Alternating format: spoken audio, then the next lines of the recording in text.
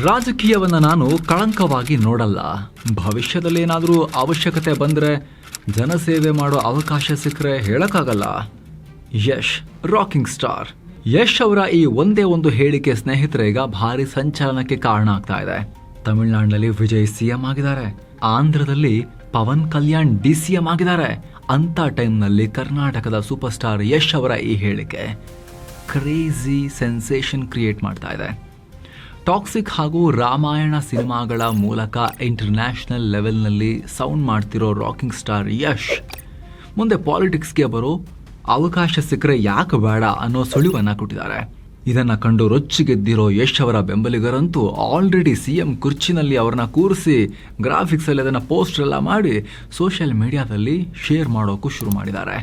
CM Yash ಅಂತೆಲ್ಲ ಹೇಳ್ತಿದ್ದಾರೆ, ನಮ್ಮ CEO ಈಗ CM ಅಂತ.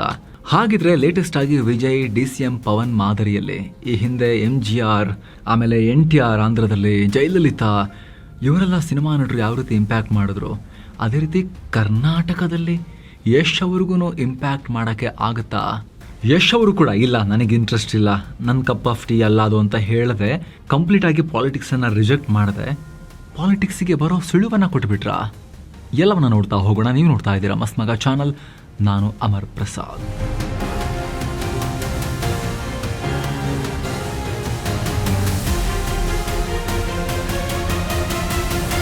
ಸ್ನೇಹಿತರೆ, ಸಾಲು ಸಾಲು ಹಿಟ್ ಸಿನಿಮಾಗಳನ್ನು ಕೊಟ್ಟು ಜನರ ಮನಸ್ಸನ್ನ ಮೊದಲು ಗೆದ್ದ ತಲಪತಿ ವಿಜಯ್ ಇಡೀ ತಮಿಳುನಾಡಿನ ಪಾಲಿಟಿಕ್ಸ್ ಅನ್ನೇ ಉಲ್ಟಾ ಪಲ್ಟಾ ಮಾಡಿದ್ದಾರೆ.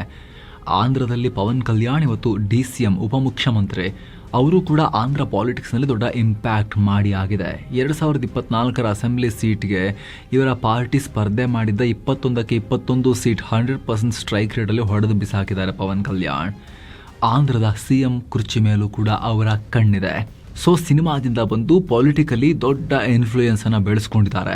ಈಗ ಪ್ರಶ್ನೆ ಇರೋದು ಕರ್ನಾಟಕದಲ್ಲೂ ಅಂತಹದ್ದೇ ಒಂದು ಟ್ರೆಂಡ್ ಬರುತ್ತಾ ಅಂತ. ಯಾಕಂದ್ರೆ ಯಶ್ ಈಗ ನ್ಯಾಷನಲ್ ಲೆವೆಲ್ನ ಚಾನಲ್ ಒಂದರ ಇಂಟರ್ವ್ಯೂನಲ್ಲಿ ಅದೇ ರೀತಿ ಹೇಳಿಕೆ ಕೊಟ್ಟಿದ್ದಾರೆ.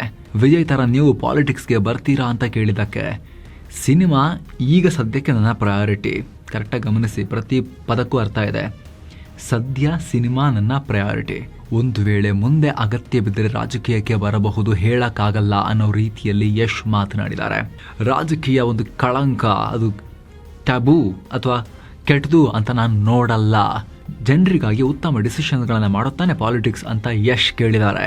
ಸ್ನೇಹಿತರೆ, ನೀವಿಲ್ಲಿ ಕರ್ನಾಟಕದ ರಾಜಕೀಯವನ್ನು ಸ್ವಲ್ಪ ಗಮನಿಸಿ. ಕಳೆದ 3-4 ದಶಕಗಳಿಂದ ನಮ್ಮ ರಾಜ್ಯದ ರಾಜಕಾರಣ ಕೇವಲ 3 ಜನ ಮಾಸ್ ಲೀಡರ್ಗಳ ಸುತ್ತಲೇ ಸುತ್ತಾ ಇತ್ತು.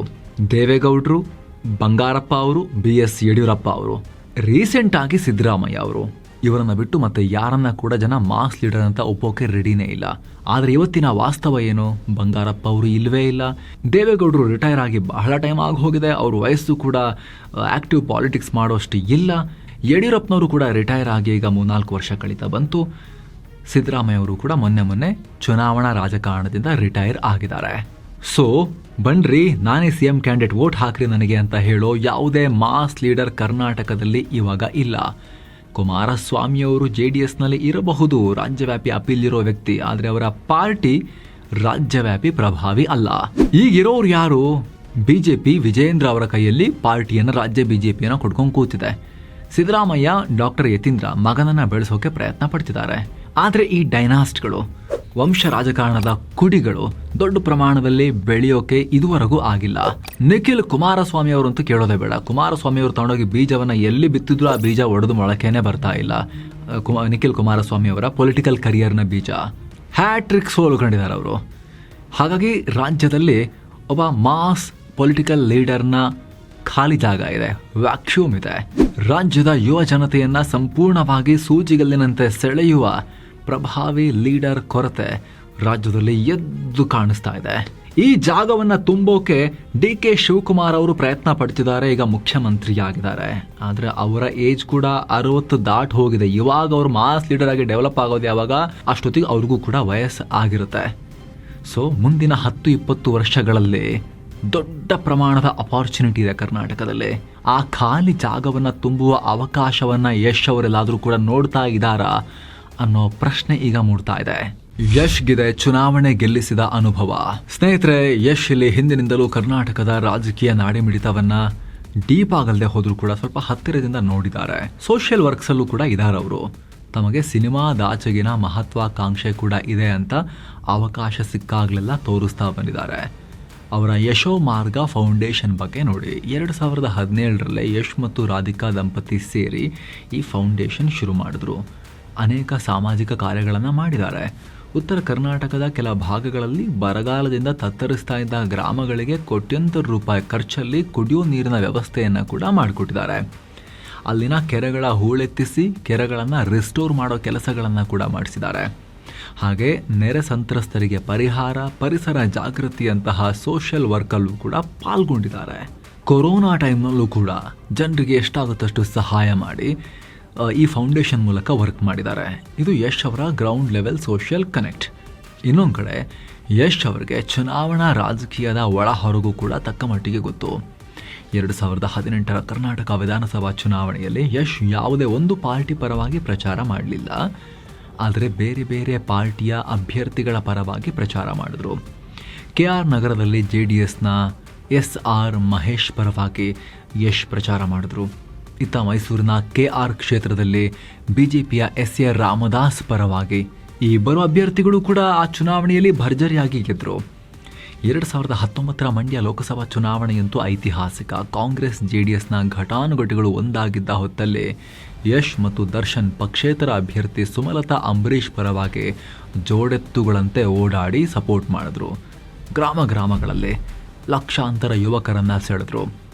ಸುಮಲತಾ ಅಂಬರೀಷ್ 1,25,000ಕ್ಕೂ ಅಧಿಕ ಮತಗಳ ಅಂತರದಿಂದ ಐತಿಹಾಸಿಕ ಗೆಲುವನ್ನು ದಾಖಲಿಸಿದ್ರು. ಆಗ ಯಶ್ ಚುನಾವಣೆ ಗೆಲ್ಲೋಕ್ಕೂ ವ್ಯತ್ಯಾಸ ಇದೆ ಎರಡಕ್ಕೂ. ಆದರೆ ಯಶ್ ಅವರಿಗೆ ಜನರ ಮನಸ್ಥಿತಿ ಹೇಗೆ ಕೆಲಸ ಮಾಡುತ್ತೆ, ಎಲೆಕ್ಷನ್ ಮ್ಯಾನೇಜ್ಮೆಂಟ್ ಹೇಗೆ ನಡೆಯುತ್ತೆ ಅನ್ನೋ ಒಂಚೂರು ಅದರ ಬೇಸಿಕ್ಸ್ಗೆ ಎಕ್ಸ್ಪೋಜರ್ ಅವರಿಗಿದೆ. ಕರ್ನಾಟಕ ನಟರ ರಾಜಕೀಯ ಹಿಸ್ಟ್ರಿ ಹೇಗಿದೆ ಸ್ನೇಹಿತರೆ? ನಮ್ಮ ರಾಜ್ಯದಲ್ಲೂ ಕೂಡ ಅನೇಕ ಸಿನಿಮಾ ನಟರು ರಾಜಕೀಯಕ್ಕೆ ಬಂದಿದ್ದಾರೆ. ರೆಬಲ್ ಸ್ಟಾರ್ ಅಂಬರೀಷ್ ಕೇಂದ್ರ ಮಂತ್ರಿ ಆದರು, ರಾಜ್ಯದಲ್ಲಿ ಮಂತ್ರಿ ಆದರು. ಈ ಕಡೆ ಜಗ್ಗೇಶ್, ಉಪೇಂದ್ರ, BC ಪಾಟೀಲ್, ಕುಮಾರ್ ಬಂಗಾರಪ್ಪ, ಇತ್ತೀಚೆಗೆ ಮುಖ್ಯಮಂತ್ರಿ ಚಂದ್ರು ಇವರೆಲ್ಲ ಪಾಲಿಟಿಕ್ಸ್ ಅನ್ನ ಟ್ರೈ ಮಾಡಿದ್ದಾರೆ. ಈ ಕಡೆ ಮಹಿಳೆಯರಲ್ಲಿ ನಟಿ ರಮ್ಯಾ, ಉಮಾಶ್ರೀ, ಡಾಕ್ಟರ್ ಜಯಮಾಲಾ ಹೀಗೆ ರಾಜಕೀಯದಲ್ಲಿ ಒಂದು ಹಂತಕ್ಕೆ ಅವರು ಏರಿಳಿತಗಳನ್ನು ನೋಡಿದ್ದಾರೆ. ಕನ್ನಡ ಸಿನಿಮಾ ರಂಗದ ಇತಿಹಾಸದಲ್ಲೇ ಅತ್ಯುನ್ನತ ಸ್ಥಾನದಲ್ಲಿದ್ದ ಡಾಕ್ಟರ್ ರಾಜ್ಕುಮಾರ್ ಅವರನ್ನೇ ರಾಜಕೀಯಕ್ಕೆ ಎಳೆಯೋಕೆ ದೊಡ್ಡ ಪ್ರಯತ್ನಗಳು ಅವತ್ತು ಆಗಿದ್ವು. ಆದರೆ ರಾಜ್ಕುಮಾರ್ ಅಯ್ಯೋ ನನಗಿದ್ರ ಸಹವಾಸ ಬೇಡ ಅಂತ ದೂರನೇ ಉಳಿದ್ರು. ಆದರೆ ನಮ್ಮ ರಾಜ್ಯದಲ್ಲಿ ಒಂದು ಪ್ಯಾಟರ್ನ್ ಇದೆ ನೋಡಿ. ಈಗ ರಾಜಕೀಯದಲ್ಲಿ ಪಕ್ಕದ ತಮಿಳುನಾಡಿಗೆ ಹೋಲಿಸಿದ್ರೆ ಕರ್ನಾಟಕದ ರಾಜಕೀಯ ಇತಿಹಾಸ ಸಿನಿಮಾ ನಟರ ವಿಚಾರದಲ್ಲಿ ಸ್ವಲ್ಪ ಡಿಫ್ರೆಂಟ್ ಇದೆ. ತಮಿಳುನಾಡಿನಲ್ಲಿ MG ರಾಮಚಂದ್ರನ್, ಜಯಲಲಿತಾ ಸಿನಿಮಾ ರಂಗದಿಂದ ಬಂದು ಮುಖ್ಯಮಂತ್ರಿಗಳಾಗಿದ್ದು ಮಾತ್ರ ಅಲ್ಲ, ಇಡೀ ಸ್ಟೇಟ್ ಅನ್ನ ದಶಕಗಳ ಕಾಲ ಟೋಟಲ್ ಕಂಟ್ರೋಲ್ ಮಾಡಿದ್ರು ಆ ಲೆವೆಲ್ಗೆ. ಆಂಧ್ರ ಪ್ರದೇಶದಲ್ಲಿ NTR ಇದ್ರು. ಆದರೆ ಕರ್ನಾಟಕದಲ್ಲಿ ಇದುವರೆಗೆ ಒಬ್ಬನೇ ಒಬ್ಬ ಸಿನಿಮಾ ನಟ ಅಥವಾ ನಟಿ ಮುಖ್ಯಮಂತ್ರಿ ಹುದ್ದೆಗೆ ಏರೋಕೆ ಸಾಧ್ಯ ಆಗಿಲ್ಲ, ಅಥವಾ ರಾಜ್ಯ ರಾಜಕಾರಣವನ್ನೇ ಬದಲಿಸೋ ಪವರ್ಫುಲ್ ರಾಜಕಾರಣಿ ಯಾರೂ ಆಗಲಿಲ್ಲ. ಅಂಬರೀಷ್ ಅವರು ಅಷ್ಟೆಲ್ಲ ಬೆಳೆದ್ರು ಅವ್ರನ್ನ ಯಾವತ್ತೂ ಯಾರನ್ನು CM ಕ್ಯಾಂಡಿಡೇಟ್ ಆಗಿ ನೋಡಿಲ್ಲ. Real star Upendra politically sensitive ಮೂವಿಗಳನ್ನೇ ಮಾಡಿದ್ರೂ ಕೂಡ ಸಮಾಜ ಬದಲಾವಣೆ ಮಾಡೋಕ್ಕೆ ನನ್ನ ಹತ್ರ ಐಡಿಯಾ ಇದೆ ಅಂಥೇಳಿ ಸಿನಿಮಾಗಳಲ್ಲಿ ಅವರು ಬ್ಯಾಕ್ ಟು ಬ್ಯಾಕ್ ಮೆಸೇಜ್ ಕೊಟ್ಟರೂ ಕೂಡ ಅಗೇನ್ ಅವರು ಪೊಲಿಟಿಕಲ್ ಪಾರ್ಟಿ ಮಾಡಿ ಇನ್ನೂ ಸ್ಟ್ರಗಲ್ ಮಾಡ್ತಿದ್ದಾರೆ ಟೇಕ್ ಆಫ್ ಆಗಲಿಕ್ಕೆ. ಇತ್ತ ಮಾಜಿ CM HD ಕುಮಾರಸ್ವಾಮಿ ಅವರ ಪುತ್ರ ನಿಖಿಲ್ ಕುಮಾರಸ್ವಾಮಿ ಸ್ಟೋರಿ ನೋಡಿ. ಅವ್ರನ್ನ ಫಸ್ಟ್ ಸಿನಿಮಾದಲ್ಲಿ ಲಾಂಚ್ ಮಾಡಿ ಆಮೇಲೆ ಪೊಲಿಟಿಕಲಿ ಲಾಂಚ್ ಮಾಡೋಕ್ಕೆ ಪ್ಲಾನ್ ಮಾಡಿ ಅದನ್ನು ಟ್ರೈ ಮಾಡಲಾಯಿತು. ಆದರೆ 2019 ಮಂಡ್ಯ ಲೋಕಸಭೆ, 2023 ರಾಮನಗರ ವಿಧಾನಸಭಾ ಚುನಾವಣೆ ಎರಡರಲ್ಲೂ ಬ್ಯಾಕ್ ಟು ಬ್ಯಾಕ್ ಸೋತರು. 2024 ಚನ್ನಪಟ್ಟಣ ಬೈ ಎಲೆಕ್ಷನ್ನಲ್ಲೂ ಸೋತರು. ಎಷ್ಟೇ ಸಿನಿಮಾ ಗ್ಲಾಮರ್ ಇರಲಿ, ಕರ್ನಾಟಕದಲ್ಲಿ ಆ ಗ್ಲಾಮರ್ ವೋಟ್ ಬ್ಯಾಂಕ್ ಆಗಿ ಬದಲಾಗೋದು ಅಷ್ಟು ಸುಲಭ ಇಲ್ಲ. ಕರ್ನಾಟಕದ ಮತದಾರ ಸ್ವಲ್ಪ ಡಿಫ್ರೆಂಟ್ ಈ ವಿಚಾರದಲ್ಲಿ. ಕರ್ನಾಟಕ ಯಾಕೆ ಡಿಫ್ರೆಂಟ್? ಸ್ನೇಹಿತರೆ, ಕನ್ನಡಿಗರು ಬೆಳ್ಳಿತೆರೆಯ ನಾಯಕರನ್ನ ಆರಾಧಿಸ್ತಾರೆ. ಫ್ಯಾನ್ ಕ್ರೇಜ್ ಎಲ್ಲ ಇರುತ್ತೆ, ಹಾಲು ಹಾಕ್ತಾರೆ ಕಟೌಟ್ಗೆ. ಇದೇ ಕ್ರೇಜ್ ರಾಜಕೀಯದಲ್ಲಿ ವರ್ಕ್ ಆಗಿರೋದು ಕಮ್ಮಿ. ಸಿನಿಮಾ ಬೇರೆ, ಪಾಲಿಟಿಕ್ಸ್ ಬೇರೆ ಅನ್ನೋದನ್ನ ಗೆರೆ ಎಳೆದು ಪ್ರತ್ಯೇಕಿಸಿ ನೋಡ್ತಾರೆ. ಇದಕ್ಕೆ ನಮ್ಮ ಕಣ್ಣ ಮುಂದಿರೋ ಎಕ್ಸಾಂಪಲ್ಸ್ ತುಂಬಾ ಇದಾವೆ. ಇನ್ನೊಂದು ಎಕ್ಸಾಂಪಲ್ ಕೊಡಬೇಕು ಅಂದ್ರೆ 2023 ವಿಧಾನಸಭಾ ಚುನಾವಣೆಯಲ್ಲಿ ಕಿಚ್ಚ ಸುದೀಪ್ ಅವರು ಹೋಲ್ ಸೇಲ್ ಸಪೋರ್ಟ್ ಕೊಟ್ಟರು. CM ಬಸವರಾಜ ಬೊಮ್ಮಾಯಿ ಪರವಾಗಿ ಪ್ರಚಾರ ಕೇಳಿದ್ರು. ಯಾವ ಲೆವೆಲ್ಗೆ ಅಂದ್ರೆ BJP ಅಂತೂ ಸುದೀಪ್ ನಂಪರ ಅಂತ ಹೇಳಿ ಸ್ಟೇಟ್ ವೈಡ್ ಅದನ್ನ ಬಿಂಬಿಸೋಕೆ ಪ್ರಯತ್ನ ಪಟ್ಟಿತ್ತು. ಸುದೀಪ್ ಹೋದ ಕಡೆಯೆಲ್ಲ ಸಾವಿರಾರು ಯುವಕರು ಸೇರ್ತಿದ್ರು, ನೋಡ್ತಿದ್ರು, ಸೆಲ್ಫಿ ತಗೊಂಡು ಹೋಗ್ತಿದ್ರು. ಸುದೀಪ್ ಅವ್ರನ್ನ ಪ್ರೀತಿಸ್ತಾ ಇದ್ರು. ಅಣ್ಣ ಬೇರೆ, ನಿಮ್ಮ ಮೇಲಿನ ಪ್ರೀತಿಯೇ ಬೇರೆ, ಇದು ಬೇರೆದೇ ಬಿಸ್ನೆಸ್ ಅಂತ ಹೇಳಿ ಲಾಸ್ಟಿಗೆ ಬಿಜೆಪಿನ ಸೋಲಿಸ್ಬಿಟ್ರು. ಇನ್ನು ಇತ್ತೀಚಿನ ಶಿವಮೊಗ್ಗ ಲೋಕಸಭಾ ಚುನಾವಣೆಯನ್ನೇ ಗಮನಿಸಿ. ಹ್ಯಾಟ್ರಿಕ್ ಹೀರೋ ಶಿವರಾಜ್ ಕುಮಾರ್ ಅವರ ಪತ್ನಿ ಗೀತಾ ಶಿವರಾಜ್ ಕುಮಾರ್, ಡಾಕ್ಟರ್ ರಾಜ್ಕುಮಾರ್ ಅವರ ಸೊಸೆ ಕಾಂಗ್ರೆಸ್ ಅಭ್ಯರ್ಥಿಯಾಗಿ ಸ್ಪರ್ಧೆ ಮಾಡಿದ್ರು. ಖುದ್ದು ಶಿವರಾಜ್ ಕುಮಾರ್ ಅವರು ಮನೆ ಮನೆಗೆ ತೆರಳಿ ಅತ್ಯಂತ ಭಾವುಕರಾಗಿ ಪ್ರಚಾರ ಮಾಡಿದ್ರು. ಅಲ್ಲಿ BY ರಾಘವೇಂದ್ರ ಮುಂದೆ ಗೀತಾ ಶಿವರಾಜ್ ಕುಮಾರ್ ಕಾಂಗ್ರೆಸ್ ಟಿಕೆಟ್ನಲ್ಲೂ ಕೂಡ ಗೆಲ್ಲಕ್ಕಾಗಲಿಲ್ಲ. ಸೊ ವಿಚಾರ ಸಿಂಪಲ್, ಕನ್ನಡಿಗರು ಯಾರನ್ನೂ ಕೂಡ ಕೇವಲ ಸಿನಿಮಾ ಕ್ರೇಜ್ ನೋಡಿ ರಾಜಕೀಯ ನಾಯಕನನ್ನಾಗಿ CM ಕ್ಯಾಂಡಿಡೇಟ್ ಆಗಿ ಆ ಲೆವೆಲ್ಗೆಲ್ಲ ಗೆಲ್ಲಿಸೋದೇ ಕಷ್ಟ. ಇನ್ನು CM ಕ್ಯಾಂಡಿಡೇಟ್ ಎಲ್ಲ ನೋಡ್ತಾರ, ಅದು ತುಂಬ ಕಷ್ಟ. ಜೊತೆಗೆ ಇಲ್ಲಿ ವಿಜಯ್ಗೆ ಕಂಪೇರ್ ಮಾಡಿದಾಗ ನೋಡಿ, ವಿಜಯ್ ಇಲ್ಲಿ ಕೇವಲ ಪಾರ್ಟ್ ಟೈಮ್ ಪಾಲಿಟಿಕ್ಸ್ ಮಾಡ್ತಾ ಇಲ್ಲ. ತಮ್ಮ ಸಿನಿಮಾ ಕರಿಯರ್ನ ಉತ್ತುಂಗದಲ್ಲೇ ಪೀಕ್ನಲ್ಲೇ ಮೆಗಾ ಸೂಪರ್ ಸ್ಟಾರ್ ಆಗಿದ್ದಾಗಲೇ ವರ್ಷಕ್ಕೆ ಈಸಿಯಾಗಿ 250-300 ಕೋಟಿ ದುಡಿತಾ ಇದ್ದ ಟೈಮ್ನಲ್ಲಿ ಸಿನಿಮಾ ರಂಗವನ್ನು ಸಂಪೂರ್ಣವಾಗಿ ತ್ಯಾಗ ಮಾಡಿ ಬಿಟ್ಬಿಟ್ಟು ಹೋಗಿದ್ದಾರೆ. ಇನ್ಮೇಲೆ ಸಿನಿಮಾ ಮಾಡಲ್ಲ, ನನ್ನ ಬದುಕು ಕಂಪ್ಲೀಟ್ ಪಾಲಿಟಿಕ್ಸ್, ಪಬ್ಲಿಕ್ ವರ್ಕ್ ಮಾಡ್ತೀನಿ ಅಂತ ಹೇಳಿ ಅದನ್ನು ಅಪ್ರಿಷಿಯೇಟ್ ಮಾಡಬೇಕು. ಆ ಕಮಿಟ್ಮೆಂಟನ್ನು ಸೀದಾ ಹೋಗಿ CM ಆದರು, ಗೆದ್ದಿದ್ದಾರೆ. ಈಗ ಇಲ್ಲಿ ನೋಡಿ, ಯಶ್ ಅವ್ರು ನೋಡಿ, ಅವ್ರ ಕರಿಯರ್ ಇವಾಗ ಟೇಕ್ ಆಫ್ ಆಗ್ತಿದೆ. ಕೇವಲ ಒಬ್ಬ ಕನ್ನಡದ ನಟ ಮಾತ್ರ ಅಲ್ಲ, KGF ಮೂಲಕ ಭಾರತೀಯ ಸಿನಿಮಾ ರಂಗದ ದಿಕ್ಕನ್ನೇ ಬದಲಿಸಿದ ನ್ಯಾಷನಲ್ ಲೆವೆಲ್ ಸ್ಟಾರ್ ಅವರೀಗ. ಕರ್ನಾಟಕದಲ್ಲಿ ಯಾವತ್ತೂ ಟೇಕ್ ಆಫ್ ಆಗಿದೆ ಅವ್ರ ಕರಿಯರು. ನಾ ಹೇಳ್ತಿರೋದು ನ್ಯಾಷನಲ್ ಲೆವೆಲ್ನಲ್ಲೇ. 850 ರೂಪಾಯಿ ವೆಚ್ಚದ ಟಾಕ್ಸಿಕ್, 4,000 ಕೋಟಿ ರೂಪಾಯಿ ಪ್ಲಾನ್ನ ರಾಮಾಯಣ 1 and 2 ಇದೆಲ್ಲ ಬರ್ತಾ ಇದೆ. ಸಾವಿರಾರು ಕೋಟಿ ರೂಪಾಯಿಗಳ ಬಿಸ್ನೆಸ್. ಅವರು ಪ್ರೊಡ್ಯೂಸರ್ ಕೂಡ ಹೌದು. ಇವುಗಳಲ್ಲಿ ಜಾಗತಿಕ ಮಟ್ಟದ ಸೂಪರ್ ಸ್ಟಾರ್ ಆಗೋ ಏಮ್, ಆಂಬಿಷನ್ ಯಶ್ ಅವರಿಗಿದೆ. ಅವರ ಬ್ರ್ಯಾಂಡ್ ವ್ಯಾಲ್ಯೂ ಇನ್ನೂ ಬೆಳೀತಾ ಇದೆ. ಇಂಥ ಟೈಮ್ನಲ್ಲಿ ಸಿನಿಮಾ ಬಿಟ್ಟು ಪಾಲಿಟಿಕ್ಸಿಗೆ ಬರ್ತೀನಿ ಅಂತ ಹೇಳಿದ್ರೆ ತುಂಬ ಸ್ಯಾಕ್ರಿಫೈಸ್, ಕಾಂಪ್ರಮೈಸಸ್ ಮಾಡ್ಕೋಬೇಕಾಗತ್ತೆ. ಸರ್ವಿಸ್ ಮನೋಭಾವನೆ, ಸೇವಾ ಮನೋಭಾವನೆ ಬೇಕಾಗತ್ತೆ. ಫುಲ್ ಟೈಮ್ ಇಲ್ಲೇ ಇರಬೇಕಾಗತ್ತೆ. 2 ದೋಣಿಗಳ ಮೇಲೆ ಕಾಲಿಡೋಕ್ಕಾಗೋದಿಲ್ಲ. ಯಶ್ ಅವರಾಗಿರ್ಬೋದು, ದುಡ್ಡಿನ ಬೆನ್ನನ್ನು ಬಿಟ್ಟು ಬಂದಿರೋ ತಲಪತಿ ವಿಜಯ್ ಅವರು ಆಗಿರ್ಬೋದು, ಅವರಿಗೆಲ್ಲ 5 ವರ್ಷ CM ಆದರೂ ಕೂಡ ಏನು ದುಡ್ಡು ಬರುತ್ತೆ ಅವರಿಗೆ? ನಾನು ಹೇಳ್ತಿರೋದು ಅಫಿಷಿಯಲ್ ಆಗಿ ಸಂಬಳ ಏನು ಬರುತ್ತೆ ನಿಯತ್ತಿಂದ ಕೆಲಸ ಮಾಡೋರಿಗೆ?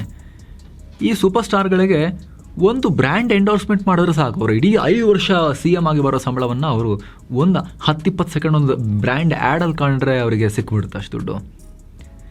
ಆದರೆ ಪಾಲಿಟಿಕ್ಸಿಗೆ ಬಂದಾಗ ಸರ್ವ್ ಮಾಡ್ಬೋದು, ಸೇವೆ ಮಾಡ್ಬೋದು. ಜೊತೆಗೆ ಆ ಪವರನ್ನು, ಜನರ ಬದುಕನ್ನು ಚೇಂಜ್ ಮಾಡೋ ಪವರನ್ನು ಕೈಯಲ್ಲಿ ರನ್ ಮಾಡ್ಬೋದು. ಆದರೆ 100 ಕೋಟಿ, ಯಶ್ ಅವರ ಇವಾಗಿನ ಗ್ರಾಫ್ ನೋಡ್ತಾ ಇದ್ದರೆ ಸಾವಿರಾರು ಕೋಟಿ ದುಡ್ಡು ಗಳಿಸೋ ಅವಕಾಶ ಅವೆಲ್ಲ ತ್ಯಾಗ ಮಾಡಬೇಕಾಗತ್ತೆ. ಜೊತೆಗೆ 24/7 ಕತ್ತೆ ರೀತಿ ದುಡಿಬೇಕಾಗತ್ತೆ. CM ಕುರ್ಚಿ ಅಂದರೆ ಅಷ್ಟು ಸುಲಭ ಅಲ್ಲ. ಪಾಲಿಟಿಷಿಯನ್ಸ್ ನಾವು ಬೈತೀವಿ, ಆದರೆ ಮನೆಗೆ ಹೋಗಿ ನೋಡಬೇಕು ಅವ್ರನ್ನ ಇಂಟರ್ವ್ಯೂಗೆ ಇನ್ವೈಟ್ ಮಾಡೋಕ್ಕೋ ಅಥವಾ ಮನೆ ಮುಂದೆ ಯಾವ್ದಾದ್ರು ರಿಪೋರ್ಟಿಂಗ್ ಇದ್ದಾಗಲೂ ಹೋಗಿರ್ತೀವಲ್ಲ, ನಾವು ಕಣ್ಣಾರೆ ನೋಡಿರೋದು ಹೇಗೆ ಅಂತ ಹೇಳಿದ್ರೆ, ಅವರು ದಪ್ಪ ಚರ್ಮ ಇರಬೇಕಾಗತ್ತೆ. ಅವರಿಗೆ ದಿನ 100 ಜನ ಅಲ್ಲಿಂದ ಒಂದು ರಿಕ್ವೆಸ್ಟ್, ಇಲ್ಲಿಂದ ಒಂದು ರಿಕ್ವೆಸ್ಟ್ ಬರ್ತಾನೆ ಇರುತ್ತೆ. ಎಲ್ಲದನ್ನು ಓದಿ ಸಮಾಧಾನದಿಂದ ಅದಕ್ಕೆ ಪರಿಹಾರ ಕೊಡೋಕ್ಕಾದರೆ ಕೊಟ್ಟು, ಇಲ್ಲಾಂದರೆ ಒಂದು ಸಾಂತ್ವನದ ಮಾತನ್ನು ಹೇಳಿ ಕಳಿಸೋದು. ಅವ್ರ ಲೈಫ್ ಅವ್ರಿಗೆ ಗೊತ್ತದು ಹೇಗಿರುತ್ತೆ ಅಂತ ಹೇಳಿ. ಎಲ್ಲ ಕ್ಲೀನ್ ಇದಾರ, ಕರಪ್ಷನ್ ಇಲ್ವಾ, ಅದು ಬೇರೆ ಡಿಬೇಟ್. ಲೈಫ್ ಅಷ್ಟು ಈಸಿ ಇಲ್ಲ. ಸೊ ಅಂಥ ಒಂದು ಬಿಡುವೆ ಇಲ್ಲದ ಜೀವನ, ಜೊತೆಗೆ ವೆರಿ ಲಿಟಲ್ ರಿಟರ್ನ್ಸ್ ಫಿನಾನ್ಷಿಯಲಿ, ಇದನ್ನು ಅಕ್ಸೆಪ್ಟ್ ಮಾಡಬೇಕು ಅಂತ ಹೇಳಿದ್ರೆ ಅದಕ್ಕೆ ಬೇರೆದೇ ಲೆವೆಲ್ನ ಮೈಂಡ್ ಸೆಟ್ ಬೇಕಾಗತ್ತೆ. ಆ ಕಮಿಟ್ಮೆಂಟ್ ಬೇಕಾಗತ್ತೆ. ತ್ಯಾಗ ಮಾಡಬೇಕಾಗತ್ತೆ. ತುಂಬ ಸಂಪತ್ತನ್ನು ತ್ಯಾಗ ಮಾಡಬೇಕಾಗತ್ತೆ ಕರಪ್ಷನ್ ಮಾಡಲ್ಲ ಅಂತ ಹೇಳೋರಿಗೆ.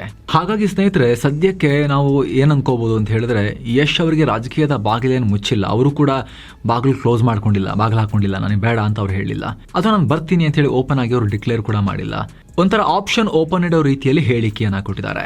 ಯಶ್ ಅವರಿಗೆ ಅದ್ಭುತ ಮಾತುಗಾರಿಕೆ, ಲೋಕಲ್ ಲೆವೆಲ್ನಲ್ಲಿ ಮಾಸ್ನೊಂದಿಗೆ ಕನೆಕ್ಟ್ ಆಗೋ ಸಾಮರ್ಥ್ಯ, ಪಾಪ್ಯುಲಾರಿಟಿ, ದೂರದೃಷ್ಟಿ, ಎಂದಿಗೂ ಬತ್ತದ ಭಯಂಕರ ಮಹತ್ವಾಕಾಂಕ್ಷೆ ಎಲ್ಲವೂ ಅವ್ರ ಹತ್ರ ಇದೆ. ಆದರೆ ಸಿನಿಮಾ ನಟನಿಂದ ಪೊಲಿಟಿಷಿಯನ್ ಆಗಿ ಟ್ರಾನ್ಸಿಷನ್ ತಗೊಳ್ಳೋಕೆ ಏನೆಲ್ಲ ಮಾಡಬೇಕಾಗಿ ಬರುತ್ತೆ, ಏನೆಲ್ಲ ಬಿಡಬೇಕಾಗಿ ಬರುತ್ತೆ ಅಂತ ನಾವು ಡಿಸ್ಕಸ್ ಮಾಡಿದ್ವಲ್ಲ ಸ್ನೇಹಿತರೆ. ಆ ನಿರ್ಣಾಯಕ ದೊಡ್ಡ ಹೆಜ್ಜೆಯನ್ನು ಇಡೋಕೆ ಟೈಮ್ ಯಾವುದು ಕರೆಕ್ಟ್, ಅದು ಯಶ್ ಅವರೇ ಡಿಸೈಡ್ ಮಾಡಬೇಕು. ಎನಫಾ ಇವಾಗಲೇ ಮಾಡ್ಬೋದಾ, ಅಥವಾ ಇನ್ನೊಂದಷ್ಟು ವರ್ಷಗಳ ಕಾಲ ನಾನು ಟ್ರೈ ಮಾಡ್ತೀನಿ ಸಿನಿಮಾ ರಂಗದಲ್ಲೇ, ಆನಂತರ ಹೋಗ್ತೀನಿ, ಆನಂತರ ಸಂದರ್ಭ ಬಂದರೆ ನೋಡೋಣ ಅನ್ನೋದು ಅವ್ರ ಮೈಂಡಲ್ಲಿ ಇದೆಯಾ, ಅದು ನಮಗೆ ಗೊತ್ತಿಲ್ಲ. ಉಪೇಂದ್ರ ಅವ್ರು ನೋಡಿ ಸೂಪರ್ ಸಿನಿಮಾ ರಿಲೀಸ್ ಆದಾಗ ಯಾವ ಲೆವೆಲ್ನ ಮೊಮೆಂಟಮ್ ಇತ್ತು. ಆವತ್ತೇ ನಾಳಿನಿಂದ ನಾನು ಫುಲ್ ಟೈಮ್ ಪೊಲಿಟಿಷಿಯನ್ ಅಂತ ಅವ್ರು ಹೇಳಿದ್ದಿದ್ರೆ ಬಹುಶಃ ಕಥೆನೇ ಬೇರೆ ಆಗಿರ್ತಿತ್ತೇನು. ಇಮ್ಮಿಡಿಯೇಟ್ ಮರು ಎಲೆಕ್ಷನ್ನಲ್ಲಿ ತಮಿಳ್ನಾಡು ಥರ CM ಆಗದೆ ಹೋದರೂ ಕೂಡ, ಯಾಕಂದರೆ ಕರ್ನಾಟಕ ಸ್ವಲ್ಪ ಡಿಫ್ರೆಂಟ್ ಅಲ್ವಾ, ಕರ್ನಾಟಕದಲ್ಲಿ ದೊಡ್ಡ ಪೊಲಿಟಿಕಲ್ ಫೋರ್ಸ್ ಆಗಿರ್ತಾ ಇದ್ರೇನು. ಆದರೆ ಇವಾಗ ನೋಡಿ ಸ್ವಲ್ಪ ಲೇಟು ಕೂಡ ಆಯಿತು. ಜೊತೆಗೆ ಅವರ ಅಪ್ರೋಚ್ ಏನಿದೆ, ಅದನ್ನು ಜನ ಇನ್ನೂ ಅಕ್ಸೆಪ್ಟ್ ಮಾಡಿಲ್ಲ. ಉಪೇಂದ್ರ ಅವರ ಅಪ್ರೋಚನ್ನು, ಅದ್ರ ಬಗ್ಗೆ ನಾವು ಪದೇ ಪದೇ ಡಿಸ್ಕಸ್ ಮಾಡೋದು ಬೇಡ, ನಿಮಗೆ ಎಲ್ಲರಿಗೂ ಗೊತ್ತು ಅವರ ಅಪ್ರೋಚ್ ಯಾವುದು ಅಂಥೇಳಿ. ಸೊ ಸ್ನೇಹಿತರೆ, ಬರೀ ಪಾಪ್ಯುಲಾರಿಟಿ ಮಾತ್ರ ಮುಖ್ಯ ಅಲ್ಲ, ಟೈಮಿಂಗ್ ತುಂಬ ಇಂಪಾರ್ಟೆಂಟ್. ಆ ಗೋಲ್ಡನ್ ಟೈಮ್, ಯಶ್ ಅವರ ಮನಸ್ಸಲ್ಲಿ ಆ ಟೈಮ್ ಎಲ್ಲಿದೆ ಅನ್ನೋದು ಅವರಿಗೆ ಗೊತ್ತು. ನಿಮ್ಮ ಪ್ರಕಾರ ಯಾವುದು ಆ ಗೋಲ್ಡನ್ ಟೈಮ್? ಯಾವುದು ಯಶ್ ಅವರಿಗೆ? ಇವಾಗಲ 2028 ಎಲೆಕ್ಷನ್ ನೆಕ್ಸ್ಟ್ ಹತ್ತಿರ ಬರ್ತಿದೆಯಲ್ಲ, ಅದು ಗೋಲ್ಡನ್ ಟೈಮಾ? ಅಥವಾ ಇನ್ನೂ ಒಂದು 4-5 ವರ್ಷ 10 ವರ್ಷ ಒಳ್ಳೊಳ್ಳೆ ಸಿನಿಮಾಗಳನ್ನು ಮಾಡಿ, ತಲಬದಿ ಕೂಡ ಏಜಲ್ಲಿ ಹಾಫ್ ಸೆಂಚುರಿ ಹೊಡೆಯೋ ಟೈಮಿಗೆ ತಾನೇ ಪಾಲಿಟಿಕ್ಸಿಗೆ ಬಂದಿರೋದು. ಅಲ್ಲಿ ತನಕ ಯಶ್ ಅವರು ಕೂಡ ಹಾಗೆ ಕಂಟಿನ್ಯೂ ಮಾಡಬೇಕಾ ಸಿನಿಮಾ ರಂಗದಲ್ಲಿ? ಆಮೇಲೆ ನೋಡಿದ್ರೆ ಸಾಕು ಅಂತ ಅನಿಸುತ್ತೆ ನಿಮಗೆ? ನೀವು ಕಾಮೆಂಟ್ ಮಾಡಿ ತಿಳಿಸಿ ಸ್ನೇಹಿತರೆ. ಜೊತೆಗೆ ಕಡೆದಾಗಿ ನಿಮ್ಮಲ್ಲಿ ಒಂದು ಮನವಿ, ವಿಡಿಯೋ ಕೆಳಗಿರೋ ಜಾಯಿನ್ ಬಟನ್ ಮೂಲಕ ಆಸಕ್ತ ವೀಕ್ಷಕರು ನಮ್ಮ ಚಾನಲ್ಗೆ ಮೆಂಬರ್ಸ್ ಆಗಿ ಜಾಯಿನ್ ಆಗ್ಬೋದು. ಎಲ್ಲ ಮೆಂಬರ್ ಓನ್ಲಿ ವೀಡಿಯೋಸನ್ನು ಕೂಡ ನೀವು ಅವಾಗ ನೋಡೋಕ್ಕೆ ಶುರು ಮಾಡ್ಬೋದು. ನೋಡಿ, ನಮ್ಮ ಚಾನಲ್ನ ಮೆಂಬರ್ಶಿಪ್ ಟ್ಯಾಬ್ಗೆ ಹೋದರೆ, ಆ ಸೆಕ್ಷನಿಗೆ ಹೋದರೆ ನಿಮಗೆ ಕಾಣುತ್ತೆ ನಾವು ಆಲ್ರೆಡಿ ಪಬ್ಲಿಷ್ ಮಾಡಿರೋ 100 ಮೆಂಬರ್ ಓನ್ಲಿ ವೀಡಿಯೋಸ್. ಒಬ್ಬ ವ್ಯಕ್ತಿಗೆ ಜೀವನದಲ್ಲಿ ವ್ಯಾಲ್ಯೂ ಆ್ಯಡ್ ಮಾಡಬಹುದಾದ, ಅವರ ಪರ್ಸ್ನಾಲಿಟಿ ಡೆವಲಪ್ ಮಾಡಬಹುದಾದ ವೀಡಿಯೋಸನ್ನು ನಾವಲ್ಲಿ ಪಬ್ಲಿಷ್ ಮಾಡೋ ಪ್ರಯತ್ನ ಮಾಡ್ತಾ ಇದ್ದೀವಿ. ನಾಲೆಜನ್ನು ಇಂಪ್ರೂವ್ ಮಾಡುವಂಥದ್ದು ಮುಂದೆ ಕೂಡ ಕಂಟಿನ್ಯೂ ಮಾಡ್ತೀವಿ ಸ್ನೇಹಿತರೆ. 100 ವೀಡಿಯೋಸಲ್ಲಿ ಬರ್ತಾನೆ ಇರ್ತವೆ ಮೆಂಬರ್ ಓನ್ಲಿಯಲ್ಲಿ. ಮೆಂಬರ್ಗಳಿಗೆ ಮಾತ್ರ ಸೀಮಿತ ಆಗಿರುತ್ತೆ ಅದು. ಅಷ್ಟು ಮಾತ್ರ ಅಲ್ಲ, ಹಲವಾರು ನಮ್ಮ ಸ್ಪೆಷಲ್ ರಿಪೋರ್ಟ್ಸ್ ಮೆಂಬರ್ಸ್ಗೆ ಫಸ್ಟ್ ನಾವು ನೀಡ್ತಾ ಇದ್ದೀವಿ, ಅರ್ಲಿ ಆ್ಯಕ್ಸೆಸ್. ಎಲ್ಲಕ್ಕಿಂತ ಹೆಚ್ಚಾಗಿ ನಿಮ್ಮ ಒಂದೊಂದು ಮೆಂಬರ್ಶಿಪ್ ಕೂಡ ನಮ್ಮ ಚಾನಲ್ಗೆ ನೀವು ಕೂಡ ಅತಿ ದೊಡ್ಡ ಬೆಂಬಲ. ಆಸಕ್ತ ವೀಕ್ಷಕರು ವಿಡಿಯೋ ಕೆಳಗಿರೋ ಜಾಯಿನ್ ಬಟನ್ ಮೂಲಕ ನಮ್ಮ ಚಾನಲ್ಗೆ ಮೆಂಬರ್ಸ್ ಆಗಿ ಪ್ರೀಮಿಯಂ ಸದಸ್ಯರಾಗಿ ಸೇರ್ಬೋದು. Thank you so much. ಮತ್ತೆ ಭೇಟಿ ಆಗ್ತಿರೋಣ. ನಮಸ್ತೆ.